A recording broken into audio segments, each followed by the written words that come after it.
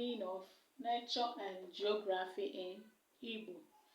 Then nature means in Igbo ụwa, ikikechi or ihe eke.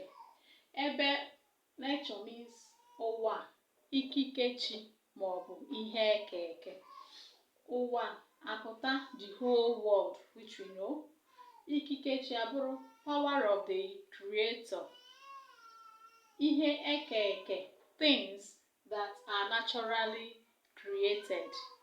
Then abịa geography apụta mmepe ala maọbụ ọmụmụ ala.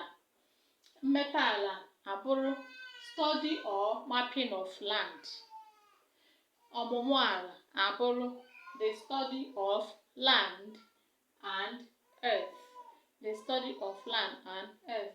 Otu a ka ndị Igbo si kpọpụtacha aha ha. Ihe njikọwa ya na nke ghọtacha ihe ndị Igbo pụtara n'iji okwu ndị a wee kọwaa ihe bụ nature na geography.